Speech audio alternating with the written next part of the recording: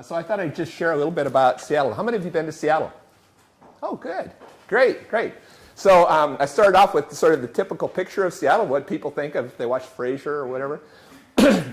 So, you know, it's the Space Needle and Mount Rainier. So a lot of people know Seattle from the Pike Place Market, you know, where they toss the salmon, right?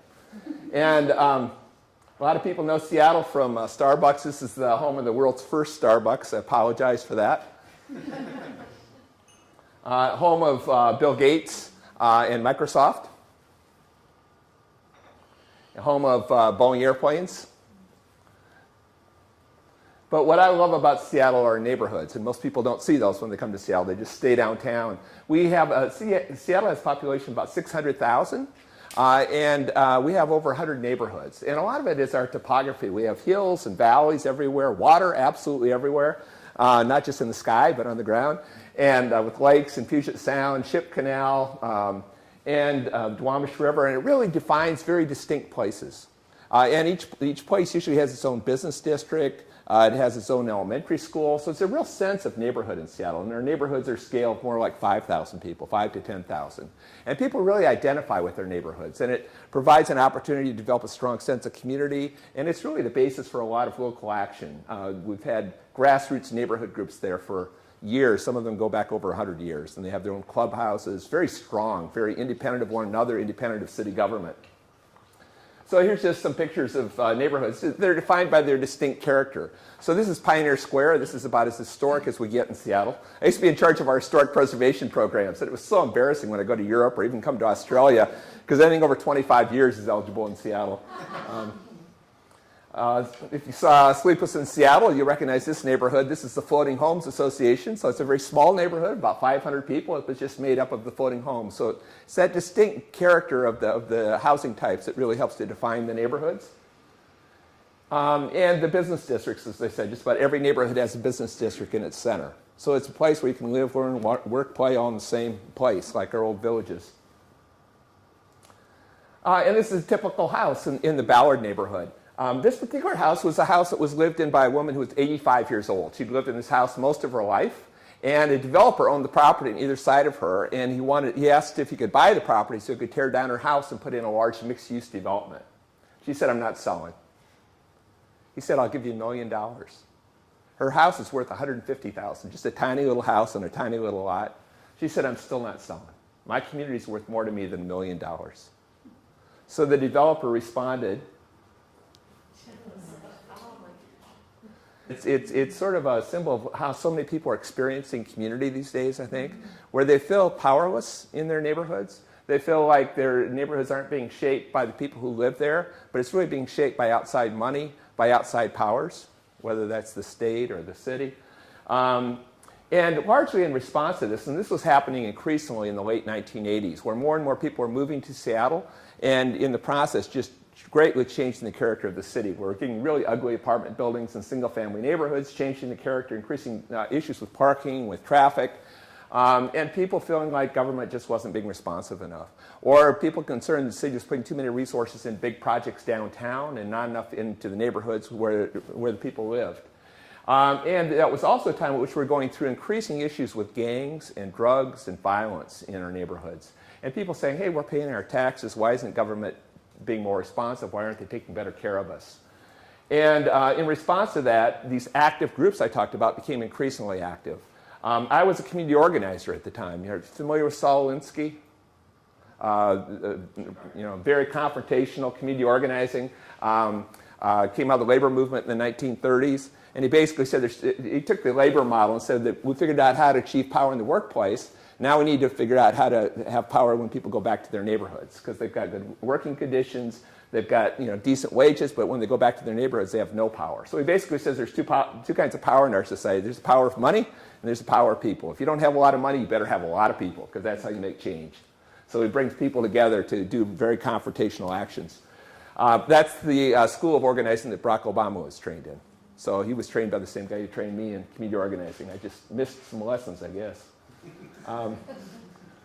So this is one of the demonstrations I organized. We were always fighting City Hall and had no problem getting people organized against City Hall. Very easy to organize people against City Hall. So here we had a march of 600 people across a bridge demanding that the city stop their collusion with the railroads and rebuild the bridge that connected the neighborhoods. We were the most militant organization, but even in the Fremont neighborhood, they were so angry at City Hall, they simply erected a rocket on the side of one of their businesses, and they announced that it was aimed at City Hall. They called themselves the Artist Republic of Fremont. They started issuing their own postage stamps. And this kind of action was happening all over the city. City council members were being voted out of office. There was an initiative put on the ballot by the citizens to cap the height of downtown skyscrapers, because that's the time at which the Columbia Tower was built, which was the tallest building west of the Mississippi. And it became kind of a symbol of people's anger about the growth and about putting too much focus downtown and not enough on the neighborhoods. And it passed overwhelmingly.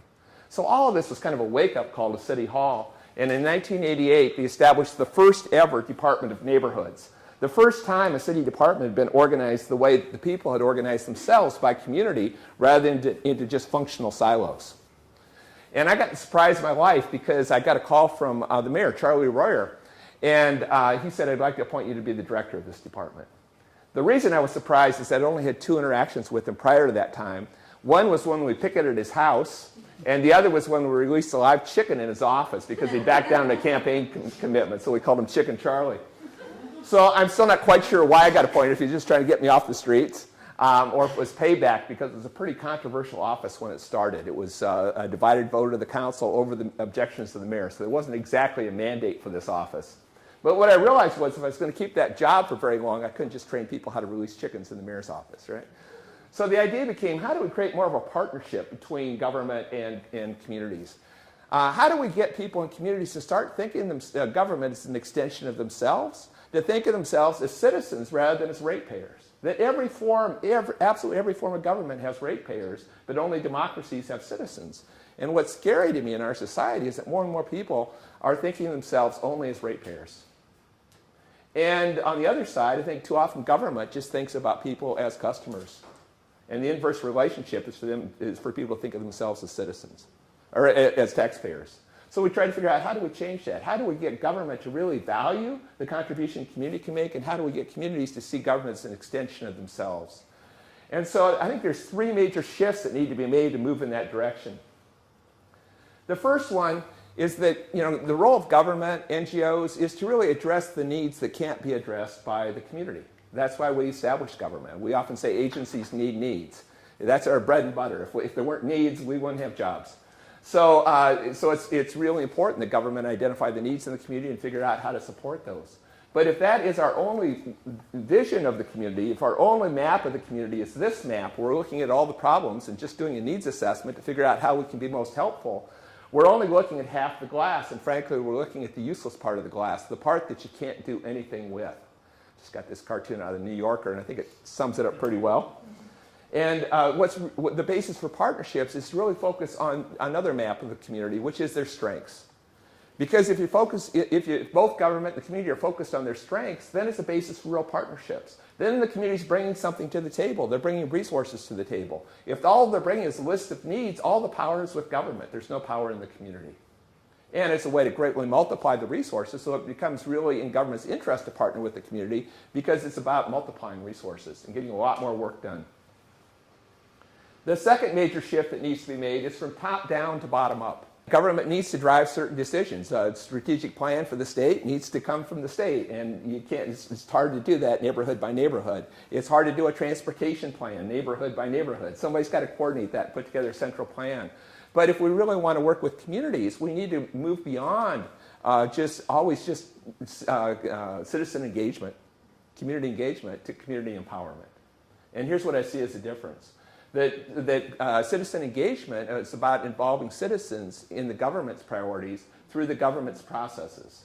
Whether that's public hearings, consultation, task forces, commissions, where government still has all the power, makes the decisions, and where government sets the agenda. And moving from that to community empowerment, which is really how do we support the community around their own priorities through their own associations. And it's not one or the other, you need both. You need both. Sometimes it's more appropriate to do the consultation, but in many cases it's much more appropriate to do the community empowerment and do work from the bottom up. So it's really a continuum. There's customer service. When I first came to city government, we have this high-end department store in Seattle. They call themselves Nordstrom's, and it's they're known for the customer service. And our local officials are saying, we want to, and this is when Ted Yabor wrote his book about reinventing government to be more like a business that we've never gotten away from, right? And then the third is to move from tunnel to community vision. So the strength of government, the strength of NGOs is that we have this expertise, and the expertise is all in silos. So it's focused expertise. So we have youth programs, and we have community engagement programs, and we have planning programs, and we have parks programs and police. And in Seattle, we have 32 different departments, one for each function. And every one of these departments is trying to reach out and empower the community. And in addition to that, we have our port, and we have our school board, and we have our county with all their departments, and the state with all their departments, and the federal government with all their departments. And we have hundreds and hundreds of nonprofit organizations. And every one of them is trying to engage with the community. The community's being engaged to death. They're totally overwhelmed. And it's not how they experience their community. They don't experience their community in silos. That in communities where it all comes together. And in many ways, we're forcing the community to be organized the way the agencies are organized. We got it backwards. It's like who's serving who. And we've divided the community. We've separated the seniors from the young people, from the people with disabilities. It's not about community anymore. It's all in silos. So if we want to do work in a partnership with the community, we need to also do work in a very place-based way. Be organized both vertically and horizontally. So we put a number of programs in place in Seattle to try to move in this direction. First one is a program of little city halls where people can do business with the city right in their own neighborhood. So little storefront offices. We have 13 of those around the city, and people can go in there and do business with any layer of government. And people in communities, don't distinguish. They can't tell the state from the city it's just government. So you can go in there and just do business with government. You can go in there and apply for a passport, even though it's a city office. You can go in there and get a bus pass, even though that's a different layer of government. You can go in there and do business with any of the 32 departments of the city, even though it's an office of the Department of Neighborhoods. So we really try to put a much better customer service and put a city focus, a government focus on, rather than just a single department. And you can go in here and pay your public utility bills. You can do all kinds of financial transactions. So we have very secure systems. You can go in there and pay your traffic or parking fines. If you want to argue your fine, a court magistrate makes the rounds. And you can have a hearing right in your own neighborhood rather than having to go downtown and risk a second ticket. So we really try to make it very, very community friendly. And people love to hate the bureaucracy, but they love the people in the little city hall. They always love the people they have personal contact with. They love the local librarian, the police officer.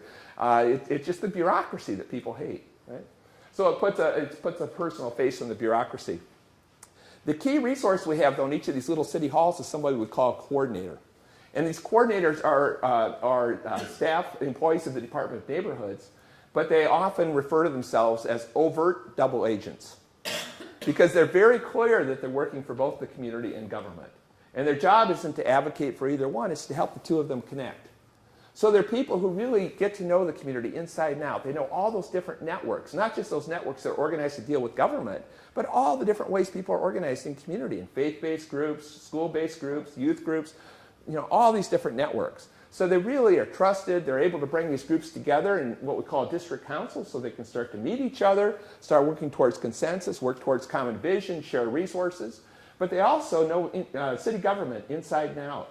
So if a person has an issue or an organization has an issue that they want to take to the city, their first stop is usually the coordinator to find out who do I need to touch bases with. They help cut through the red tape, and they also are consultants to all the departments. So when the department has an issue or program they want to take out to the community, their first stop is to talk to the coordinator because that person knows the community. Much more efficient than each department sort of fending for itself and developing its own outreach programs, and much more community friendly. And part of the reason people were so angry at City Hall in the 80s was they said, the city's putting too many resources on big projects downtown, not enough in our neighborhood priorities. And the city's excuse was, look, if we did that project for your neighborhood, we'd set a precedent. We'd have to do it for all the neighborhoods, and we can't afford to do it for all the neighborhoods, so we're not going to do it for any neighborhood. So we said, for those kind of projects, let's meet the neighborhood halfway. We'll provide a cash match from the city in exchange for the community's equal match of cash or volunteer labor valued at $15 an hour, or donate goods and services valued at the going rate. We said any group of neighbors is eligible to apply. This isn't for the staffed organizations. This isn't for NGOs. This is just for a group of neighbors that wants to get together. They don't have to be incorporated, just neighbors that want to come together to do a project. We're only going to fund one-time projects because we want to build capacity. We don't want to create dependence. And we want to keep the fund flexible over time. And all the funding decisions will be made by the neighborhood leaders themselves. So I took this idea to our council, and I asked for $150,000 to the program. And some of them looked at me like I was crazy, like, why would we put money into projects that aren't our priority when we don't have enough money for everything that is?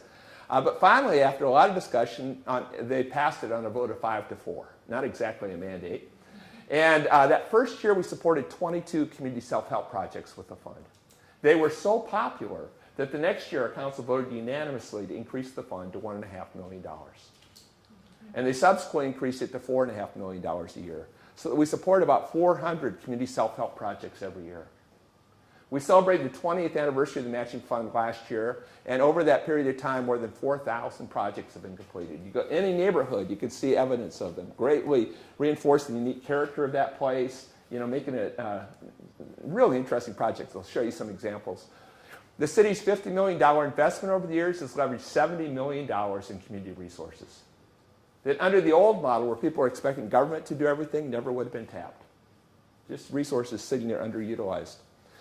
But the best benefit is it's newly involved tens of thousands of people in community life because we've finally given people a way to get involved other than going to meetings. And it seems to me that that's way too often the only way we engage with people is through meetings. And we wonder why the same people keep coming out. And the key is to use the full range of calls, the social call, the project call, the volunteer call, all those ways to engage people, to start building relationships, to start building trust, and give people a sense they can do things by working together. And once we build that, then people start coming to the meetings. But we always start with the meetings. I wonder why the same people show up all the time. So here's some examples of projects. This is in our Ballard neighborhood. Ballard is the neighborhood in Seattle that had, at the time, the least number of street trees of any neighborhood in Seattle. They also had the least number of parks of any neighborhood outside of downtown. And there was a woman there named Dravilla Gowan who cared passionately about trees. She wanted to see trees up and down the streets. So she put notices in the church bulletin and in the Ballard News Tribune and in the corner grocery store advertising for other people who shared her passion. She tried to find somebody in every block in Ballard. If she couldn't find somebody in that block, she would go to that block and knock on every door until she convinced somebody they shared her passion for street trees. And then she got that person to sign a pledge form saying, I'll come to a training about how to plant and take care of the trees. I'll recruit my neighbors to do the same thing. She turned in all of her pledge forms with her matching fund application, and one day trucks pulled into her neighborhood with 1,080 trees. Dropped them off at every block in Ballard. Dravilla went and knocked on the door of the block captain, said the trees are here. Block captain knocked on the neighbor's doors. That day over 1,000 people came out, planted trees up and down the streets. People felt incredibly empowered and said, look, we can do it, and we work together. They said, this is great, but we still have the least number of parks. So they walked around the neighborhood looking for potential park sites. Had a hard time finding them because the neighborhood's pretty built out, pretty developed. Then right next to the business district, they found this. It used to be a nursery, and it was this rundown house. It was overgrown property, big public safety problem in the neighborhood. And they convinced the city to buy that property for a park.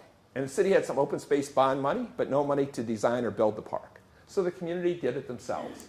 Local landscape architect volunteered their services and worked with the neighbors to design and build Baker Park. This is the entryway into the park, some of the landscaping.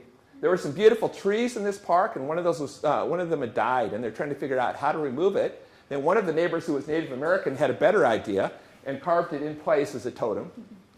And here's some of the detail, a bear with a frog in its mouth, kind of a symbol of returning nature to the city. Well, this group went on the next year and they built a community garden. This is now one of 85 organic community gardens we have in the city of Seattle. Collectively, we have 7,000 urban gardeners and just a core staff of 5 to keep it up because these gardens are really owned by the community and taken care of by the community. And collectively, they donate 10 tons of organic produce to our food banks every year. This is the most recent park created by this group. It's the site of a former house. So to commemorate the house, they built all the furniture out of cement.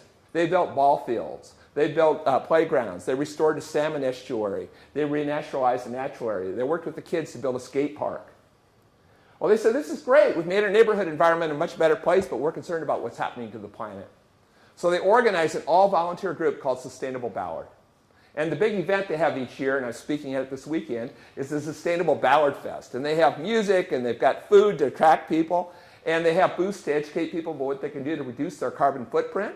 It's the undriver's license station, where you go and you check all the ways you won't drive over the next month. And when you commit to not driving, you get a laminated undriver's license. It's pretty cool. It looks just like my official Washington State driver's license. Julia Field's the one who organized it, so this is all her commitments. And when you get your undriver's license, it entitles you to drive the shuttle bus. And this is a foot-powered mobile that's going down, sort of a Fred Flintstone mobile, going down the streets of Ballard, gets everybody's attention, gets people thinking, what could I do to get out of my car? What could I do to reduce my carbon footprint? This has created a movement. Now all the neighborhoods around Ballard have organized their own, all volunteer sustainability groups. All the suburban communities have done the same. We have 67 of these organizations now. And collectively, they call themselves SCALLOPs, Sustainable Communities All Over Puget Sound. And it all started with Derville and those street trees 20 years ago. It's incredible untapped potential in our communities. We're never going to turn things around with climate change unless we rebuild that sense of community. We can invent all the green technology we want, but if people don't adopt it, we can create bike paths, but if people don't utilize them, what the hell good does it do? So we absolutely have to rebuild community. Every one of our playgrounds has been rebuilt through the Neighborhood Matching Fund, both in our parks and in our schools. Over 200 playgrounds. It used to be every one of our playgrounds looked exactly the same. I think our Parks Department got a really good deal. But now they reflect the unique character of the community and the values of that community. So this is the first playground that was developed. And when they had their design meeting, some of the kids showed up in wheelchairs. So they built the first wheelchair accessible playground in Seattle. We see innovation after innovation coming out of the community. Doesn't come out of the bureaucracy so much. This is in Carkeek Park in northwest Seattle, where neighbors had worked for 20 years to clean up the creek to make it better salmon habitat. And after 20 years of work in terms of taking out invasive plants, reforesting with native plants, educating neighbors about not using fertilizers and pesticides, building salmon weirs, after 20 years, they were successful in getting salmon to come back to the city of Seattle. And they said, well, now we got salmon back, let's figure out how to get kids back into our park. We need to build a playground. So they had a design meeting, and one of the kids raised his hand and said, I want a salmon playground. And the adults are all scratching their heads because nobody had ever heard of one before. But a local artist said, I've got an idea, and he built a 19-foot-long salmon. It's so big, you slide in the mouth, and you come out the tail. And then you go into a cave, and you climb over boulders, and it gives kids a sense of the struggle that salmon go through to get back to the city of Seattle. So here's where you go in. It's pretty scary, right? And here's where you come out, and you land in this foam rubber sea. This is over and over again, people are rediscovering properties that have been problem properties and figuring out how to turn them into assets. So this is under our freeway, and underneath is good for nothing except holding up the freeway. So there are lots of problems with drug dealing, illegal dumping. Kids went under here and said this could be the perfect place for something we've always wanted, a BMX track. And it's always covered from the rain. Great solution. We'll talk about the liability issues later. This is in our Phinney neighborhood. This was platted as a street. It's owned by a transportation department. There's houses on either side, but it was never developed because it's too steep. Cars could never make it to the top. So as a result, it was just overgrown, rodents in the property. The only thing that tried to get up were four-wheel drive vehicles. They'd challenge each other in the middle of the night. They'd race their engines, squeal their tires, drive the neighbors totally mad. I thought the neighbors were mad because they went out with picks and shovels. They dug through that heavy hardpan clay soil by hand, hauled these timbers up the side, turned that and terraced that whole hillside, and turned it into a community garden. So the problem property became the place that brought the neighbors together. There's a picnic area there, a children's play area. This is a log cabin that was rotting away in West Seattle, and neighbors renovated that as an historical museum. And we not only fund geographic communities, we also fund communities of color, because many of our communities are refugee communities, immigrant communities, and identify more with their cultural community than with the place because of common language and common culture. So this is our Eritrean community, and they came together and they were concerned they were losing their kids to the streets. They were getting involved in a lot of gang activity. And so they decided they wanted to create a cultural center to support the young people. So they came to me and asked if they could get matching funds. I said, yeah, but you need to come up with a match. They came back to me 1 week later with $30,000. These are families who have absolutely nothing, and they put everything they've got back into their community. And here they are celebrating their new cultural center. It's been incredibly successful. They just came to me and asked if they could get money for an extension. This is in our SODO neighborhood. And this is the area just south of downtown. It's where our industrial area is. I wish I had the before picture. The backs of these warehouses were absolutely covered with graffiti. It looked terrible. Garbage all along the tracks. And this is where our link light rail comes into Seattle. So it's the first view that commuters and tourists get of Seattle. It looked terrible. Mike Perringer here worked in one of the local factories, and he was sick of this image. So he had this great idea. He says, why don't we see the backs of these warehouses as potential canvases for murals? He called it the Urban Art Corridor. But he had an even better idea, and he worked with our court system, and he asked the judges, could you offer the kids who get busted for graffiti an alternative sentence where they could come and help us to create the murals? Not an easy decision for the kids because they had to show up at work on time, dress appropriately, get life skills training, mentored by professional artists, but young people created every one of these murals. And we found that as long as the kids were involved in this program, not one of them reoffended. The problem in Seattle is you can only paint outdoor murals 3 months a year because it's raining the other 9 months.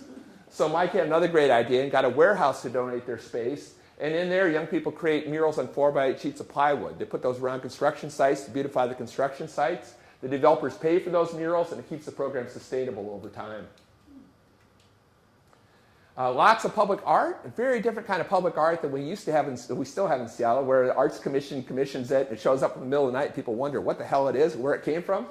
This is art that comes out of the community. So this is in our international district, where we had 4 international communities, Chinatown, Japantown, Manilatown, Little Saigon. They often didn't get along. They disagreed over what to call the neighborhood.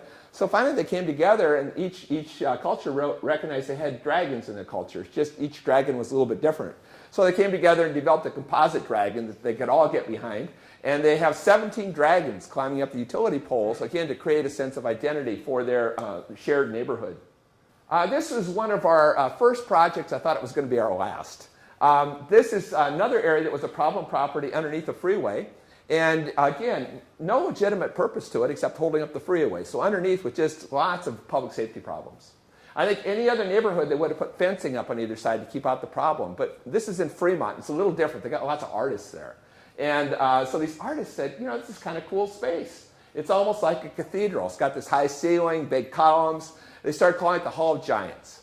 And they applied for matching funds, and they said, we'd like to get $24,600 to put a piece of public art under the bridge. I said, well, great. What's it going to be? And they said, well, we don't know yet. Once we get the money, then we're going to put out a call for artists, and then we're going to have a public art contest and let the people decide which one they want. I said, man, we can't fund this when we don't even know what it is. But as I said, the neighborhood leaders make the funding decision, and they like this idea, so they agreed to fund it. And I thought, oh my God, this is the end of the matching fund, because this is the early years when it's still really controversial, right? And so they got the money, they put out the call for artists, and one of the artists submitted a huge throne, because this is the Hall of Giants. And somebody else submitted larger-than-life construction workers and engineers, kind of a tribute to the people who built the bridge. And somebody else submitted a troll. I thought, oh my God, how would I explain to the mayor that we're going to use public funds to build a troll under a bridge? So they put these models on display at the Fremont Fair. 100,000 people come to the fair, and everybody who comes by the booth is entitled to vote for which sculpture they want under the bridge. So I kept going by that booth voting for those construction workers because I figured they're the least objectionable, right? Guess which one won? Yeah, my worst fear. And it got much worse because a couple days later, the art critic from the Seattle PI, the daily paper, wrote a scathing review. And she said, this shows the people should never be involved in public art decisions because the people have no taste. This is kitsch. It's a terrible waste of public funds. I thought, man, that's definitely it for the matching fund. But her column so incensed the community, they started rallying behind the troll. They started doing street dances to raise money. The kids wrote a troll rap. I went to the neighborhood one day, and there were 10-foot-long footprints up and down the streets like the troll had been walking through the neighborhood. So they raised the money. They built the troll. Here he is. That troll is so big, that's a real VW he has. Sort of an environmental statement, like they lifted it off the top of the bridge. But there was some vandalism early on. Somebody broke out the windshield in the VW. But the neighbors organized. They formed a troll patrol. They put lighting on the troll. They walk around the troll in the neighborhood at night, making sure the troll and the neighborhood are safe. So what happens when people start to take ownership again? They don't just call the city up and say, hey, there's problems with your troll. It's their troll. They watch out for it. And they program it all the time. They do Shakespeare on the troll. At Halloween, they celebrate Trolloween. And hundreds of people come. They howl at the troll. They do processions through the streets of Fremont. And now this troll brings people from absolutely all over the world. Here's proof. And when people come, they shop in the local business district, but there's always legitimate activity under the bridge now. So you don't have that problem. And the art critic from the paper since rotary traction has said it's time to eat troll. So the other program I want to talk about, and there's a bunch of others, but I just have time to talk about one more and then we can just get into discussion, is neighborhood planning. Neighborhood groups, this is fantastic. You've empowered us to do these projects, but if you really wanted to give us power, you'd give us the power to plan. Because if we're just doing single projects, sometimes it has unintended consequences. We drove the drug dealers out of our neighborhood, but what happened to them? Right? Fremont, they worked really hard and made their neighborhood a much better place, these artists, and now it's gentrified. And some of those artists can no longer afford to live there. So we want to think longer term. We want to think more comprehensively. And, you know, I'd never been much of a fan of planning because I'd been an organizer and I'd just seen plans that just tended to sit on the shelf where the only person who really owned it was the planner. And, or worse yet, sometimes they got implemented and they weren't the community's ideas at all. So I wasn't a big fan. But we first started experimenting through our matching fund about how to, supporting some neighborhood planning through our matching fund, where we said we'll provide, we'll give you funds so you can hire your own planner who's accountable to the community if you match it with volunteer time. Resulted in a totally different kind of planning because it was initiated by the community rather than by the city.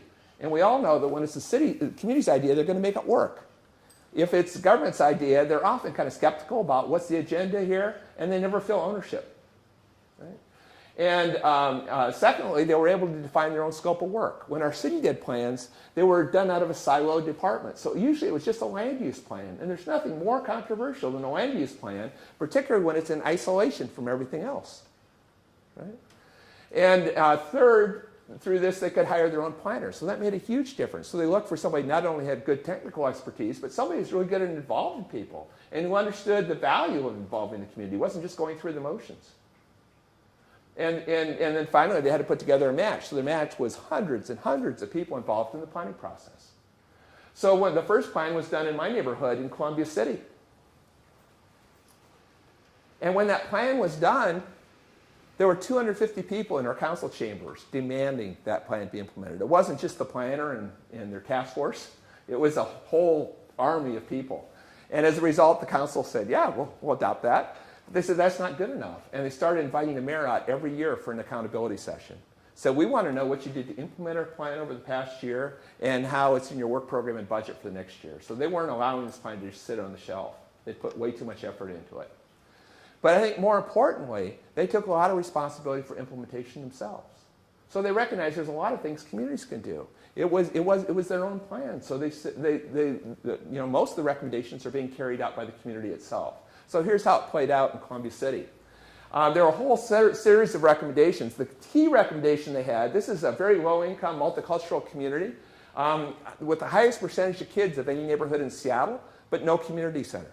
So their top recommendation was, we want a community center like other neighborhoods have. And they got the largest community center in the city as a result. Because they had this, they had a real army of people to push for it and help get the council votes for it. But the reason I'm showing, and they did many other things. We got expedited permitting for economic development. We got some new streets paved, some new sidewalks, security lighting, lots of response from government. But part of the reason I'm showing this picture, the community center's in the back, but in the front are ball fields. And my wife took the lead as a volunteer on this because she'd started up a girls' softball program and there were no ball fields for girls. So she involved the girls and parents in building 3 ball fields. And that was out of our neighborhood plan. Not just waiting for the city to do it, but we did it ourselves. But the key thing, and another thing we did was said, we've got a school right in the middle of our neighborhood. But it's just sitting there. It's used like most of our schools 15% of the time because, again, it's focused in a silo. And its silo is educating young people so that to the extent those resources aren't needed for education, they go unused. Our schools are used 15% of the time. How many factories could afford to operate their physical plant 15% of the time? But that's the way our agencies are organized. So we started up, out of our neighborhood plan, started up a community school program. Opening up the school at night for community use. We did an asset inventory in the neighborhood to find out what kind of skills were in the neighborhood. Got people to teach their languages, all kinds of foreign languages that are being taught in the school, in the classrooms for free. My wife and daughter took a class together in sign language. There's a guy teaching how to repair your car. There's somebody teaching a course on how to play the tuba. The computer center's open. Kids, low-income kids are teaching their parents how to use a computer. There's a homework center where community members are helping the kids with their homework. Cafeteria that wasn't being utilized, where we have community meals together, learn about nutrition, and eat together as a community. Where the gymnasium's open for community activities, where there's a performance stage, all kinds of things going on. And then in turn, the community involved in the school during the daytime. So that was one of the key recommendations that was carried out. And then we tore up the asphalt around the school, and this became a project we started doing all over the city, but going gray to green. How do we take out that asphalt that surrounds all our schools and start greening it, making it parks, making it better for the environment? And this became a place where where students, as part of the environmental curriculum of the school, but also a place where people in the neighborhood who didn't have backyards could garden.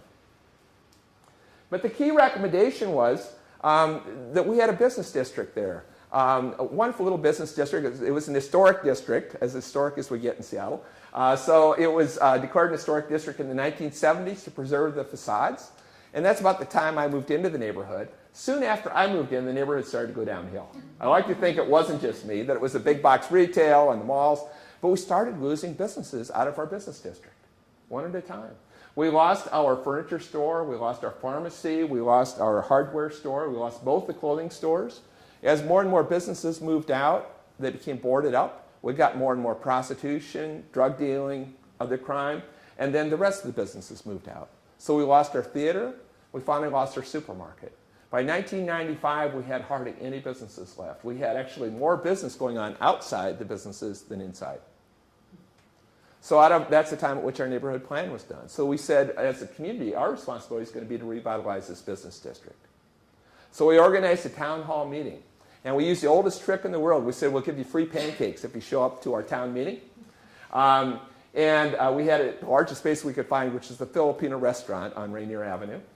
And we had this huge turnout. And we asked people to plan to spend the whole morning with us. Don't just come and eat breakfast and leave. Spend the whole morning. And come with your idea for a project that will make Columbia City a better neighborhood. And we did, open space technology. So that's kind of what we utilized. You know how the process usually works. So people stand up and say, here's my idea. And then we write it up in butcher paper, and we group some more ideas, and then everybody gets their dots, right? And you put your dots on your favorite ideas, and then we count up the number of dots, and we put it in a planning document. We put it in the file, and we never see it again. Isn't that what happens? We said that's not what's going to happen in this case, because this is our community process. So in this case, what we do is we vote with your feet. And none of these things are going to happen unless you take responsibility, because this is our process. It's nobody else's. We aren't creating a to-do list for somebody else. This is our process. So everybody who likes this first idea, go to the Baptist church right now. Start working on it. Everybody who likes this idea, go to the Thai restaurant. Start working on it. Everybody who likes this idea, go to the library and start working on it. You got the rest of the morning. Vote with your feet. Go where your passion is.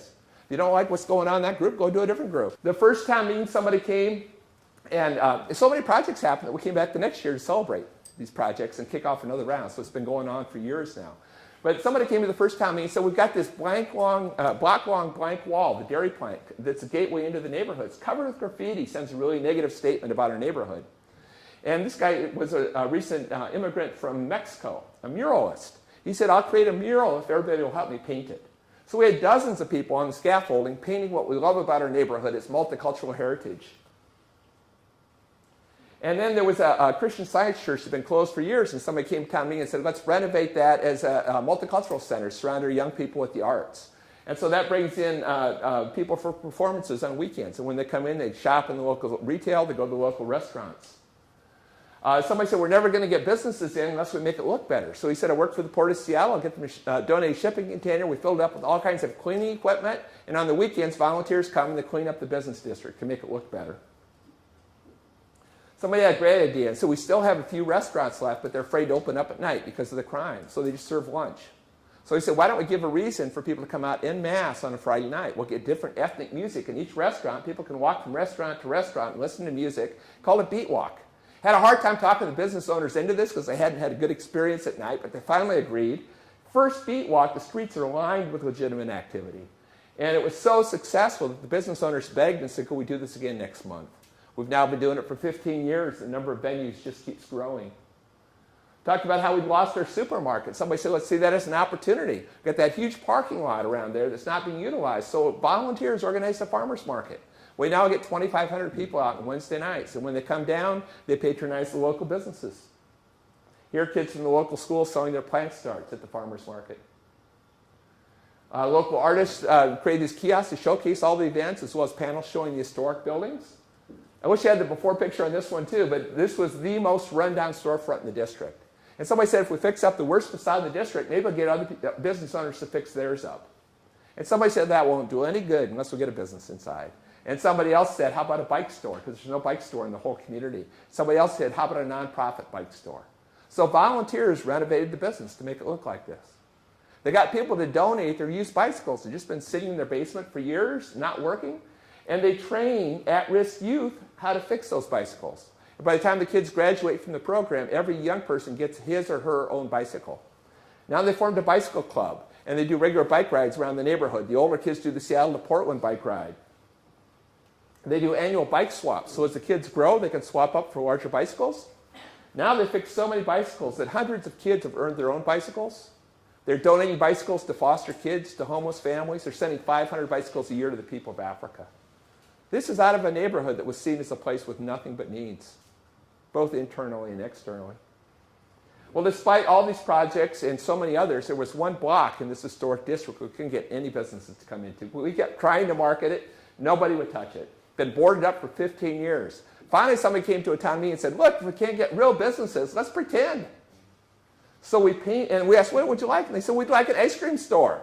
So we painted the boarded up doors and windows to make it look like there was an ice cream store inside. People said, well, that's cool, but we want a bookstore and a dance studio and a hat shop and a toy store. So we painted that entire block to make it look like there were businesses. People got excited, cars were stopping, people wanted to get out and shop. Within a year, we had to take down every one of the murals because real businesses wanted to get in on the action. So this is what it looked like a year later with an Italian deli, with a brew pub, with the co-op art gallery that also came out of a town meeting. You go to Columbia City today, there's not one empty storefront. They're building new mixed-use development to keep up with demand. So here's what I see as the value of community-driven planning, that implementation actually happens. The resources are multiplied, so it's not just about the government's resources, but it's also about leveraging the community's resources. You get much more appropriate development with respecting the unique character of the neighborhood and the culture of the community. More holistic and innovative solutions result, and a stronger sense of community is built as you bring different factions together to create a shared vision for the future of the community. I can talk more about this because the program evolved over time, and under a comprehensive plan, we actually developed 38 bottom-up neighborhood plans involving 30,000 people with over 5,000 recommendations, which greatly changed the culture of the city because we could only implement them by working across our silos. But I can talk about that later. So anyhow, I'm just really excited now because I think that there is a global movement underway. And I think some of it is climate change, and I think some of it is the economic collapse. But people are starting in communities are thinking in a different way. They're starting to rediscover the power of community, not just chasing the material stuff, but recognizing the importance of relationships and how communities can do some things that agencies can't do. I see that all over. And the other thing is I think government is really changing and starting to recognize the power of bringing people back into government. And that the government isn't just, shouldn't exist on its own, but that it should be an extension of the community. And people are finding new ways to do this work all over the world. So I've talked about Seattle, but there are examples, and here I am, I just gave a talk with my colleague Cormac Russell at 10 Downing Street. Here's a whole variety of things that are being done all over the world. Some of the most notable, and I'm sure you're aware of them, is participatory budgeting that started in Brazil, where the community gets together to develop the budget from the bottom up. And this is now being adopted throughout the UK as well. There's people's assemblies in villages in India. When I was in Taiwan, they've got community empowerment centers where they're training young people how to be community leaders. They call them young community planners. I speak at their graduation. They're all doing projects out in the community as volunteers, leading really cool efforts. And in England, the whole Big Society effort. They're training 5,000 people as community organizers because they don't have money. Kind of a different way of thinking. And they're creating a matching fund modeled after Seattle's. It's 120 million pounds across the country to support community bottom-up projects. Lots of issues with Big Society. We can talk about that as well. But I'm really excited about that opportunity to do things at a national scale. And I think the challenge is how, and it's probably challenge state too, is how do you do bottom-up work from the top down, right? So we can talk about that as well. So this is just my email, and so I'd love to stay in touch.